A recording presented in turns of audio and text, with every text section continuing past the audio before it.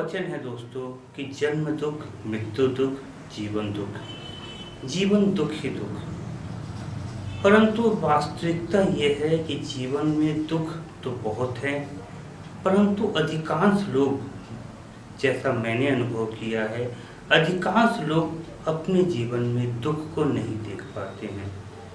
जो अपने जीवन में दुख को देख लेते हैं, उनके जीवन में निश्चित तौर पर एक क्रांति होती है और वे अपने दुखों से पार होने का निश्चित तौर पर ही साधन खोजते हैं।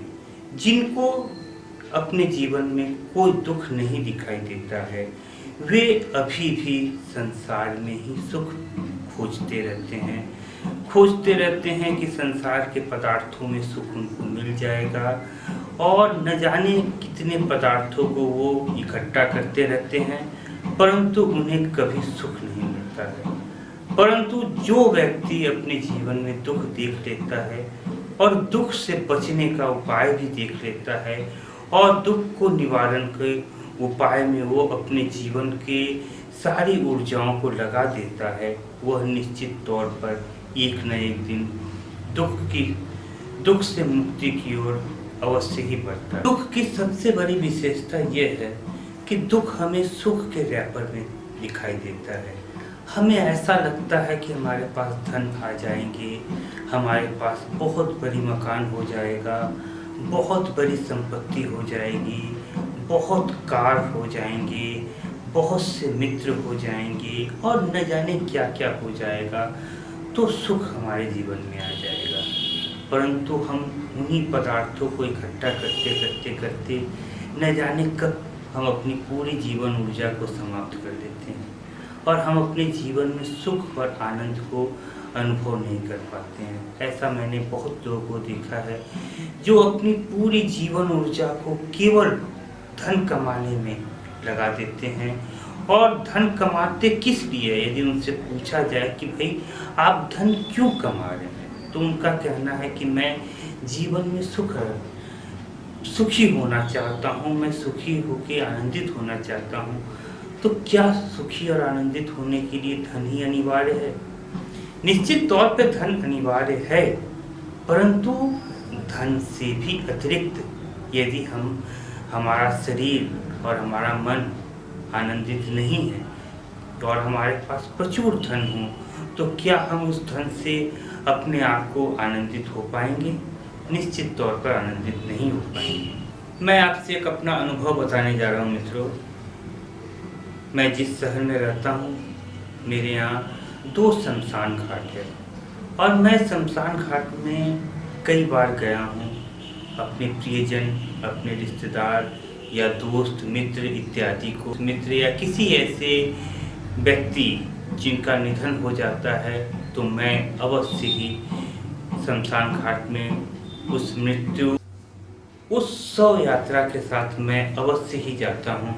और शव यात्रा के साथ जाते हुए मैं महसूस किया कि घाटों पे एक अजीब सी मस्ती है, और जहाँ मुर्दे घाट हैं, मुर्दे फूके जाते हैं, मुर्दों को जलाया जाता है, अंतिम यात्रा होती है, किसी व्यक्ति की अंतिम यात्रा होती है, शव यात्रा जाती है, वहाँ जगह जगह रेफ्रिजरेटर लगे हुए हैं, कोल्ड ड्रिंक लगे हुए हैं, चाय की दुकान 2-4 नहीं 10 चाय की दुकानें खुली हुई हैं, और आसपास भांग इत्यादि बिक रहे हैं, शराब बिक रहे हैं, और लोग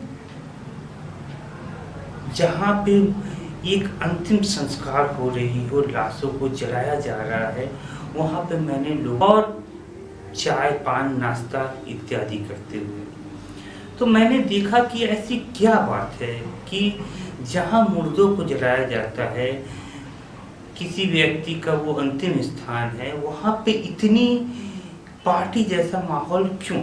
तो मैंने बहुत अध्ययन के बाद और बहुत शोध के बाद तो देखा, तो ये प्राप्त किया कि लोग अक्सर जलते हुए मुर्दे को देखना नहीं चाहते। लोग ये चाहते हैं कि अपने आप को, क्योंकि वो अगर वो जलते हुए मुर्दे को देखेंगे तो उनके अंदर अपनी भी मौत का ख्याल कहीं न कहीं आएगा।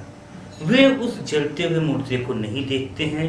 वे वहाँ पे पार्टी टाइप का मनाने में अपने आप को एकदम चाहते हैं कि किस तरह ये समय बीत जाए और मैं किस तरह आनंदित रहूं, किस तरह मैं इस दुख के क्षण को न देखूं। जबकि उस दुख के क्षण को यदि कोई व्यक्ति संपूर्ण हृदय के साथ देखे तो उसके अंदर परिवर्तन आ सकता है।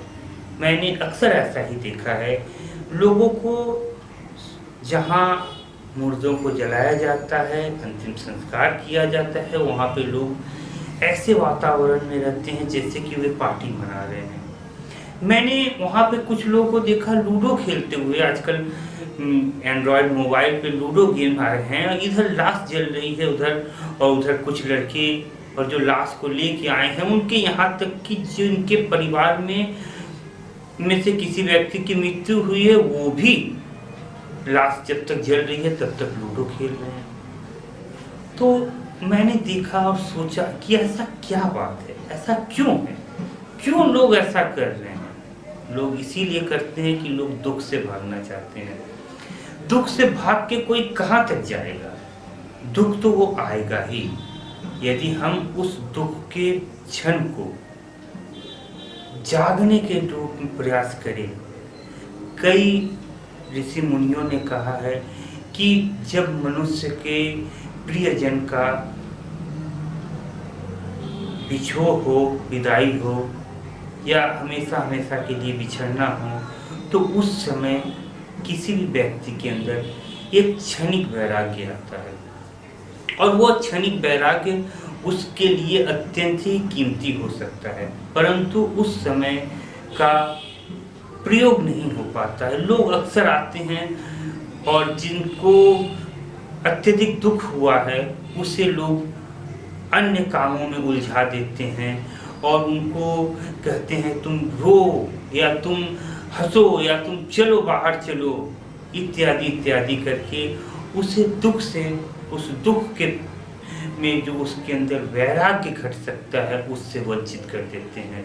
हम सब के अंदर कभी न कभी ऐसा अवसर या ऐसा मौका हम सब के अंदर कभी कभी आता है जब हमसे कोई हमारा प्रियजन बिछड़ जाता है, तो हम उस समय को, उस बेला को, दुख के बेला को हम अपने जीवन को समझने के लिए और अपने अंदर जो क्षणिक वैराग्य उत्पन्न हो रहा है उस वैराग्य को से हम क्या अपने जीवन में रूपांतरित कर सकते हैं, यह हम चाहें तो कर सकते हैं।